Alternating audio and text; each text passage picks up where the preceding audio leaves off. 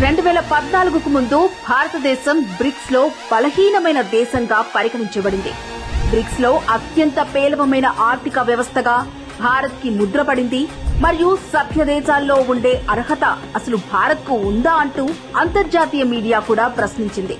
Goldman Sachs' Jim O'Neill says that the country that has been the biggest letdown has been India. If it doesn't get its act together, 10 years from now, people might still be praising the BRICS, except that the I in BRIC might stand for Indonesia, not India.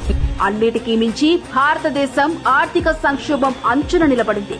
ప్రమాదకరంగా అధిక విదేశీ అప్పులు, రెండంకెల ద్రవ్యోల్బణం మరియు పతనమవుతున్న పెట్టుబడిదారుల విశ్వాసంతో దివాలా తీసింది.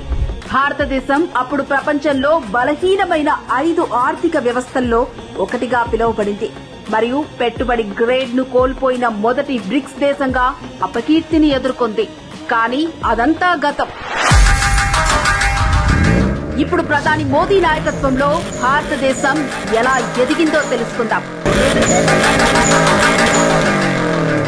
మోదీ సమర్థ నాయకత్వంలో భారతదేశం బ్రిక్స్ లో అత్యంత అవమానాలు ఎదుర్కొన్న సభ్యదేశం నుండి అత్యంత ప్రశంసనీయమైన మరియు సూత్రబద్ధమైన దేశంగా అవతరించింది.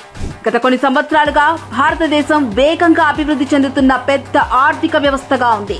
బ్రిక్స్ దేశాలలో భారతదేశం అత్యధిక జీడీపీ వృద్ధిని నమోదు చేసింది. IMF నుండి మోర్గాన్ స్టాన్లీ వరకు స్థూల ఆర్థిక వ్యవస్థల్లో వచ్చిన మార్పులకు భారతదేశం ప్రశంసలు అందుకుంటోంది. భారతదేశం కేవలం బ్రిక్స్ సమావేశాలకు హాజరవడం మాత్రమే కాదు, దాని అజెండాను రూపొందిస్తోంది మరియు దాని భవిష్యత్తును నడిపిస్తోంది. ప్రధాని మోదీ నాయకత్వం భారతదేశాన్ని ప్రపంచంలోనే శక్తివంతమైన దేశంగా మార్చింది.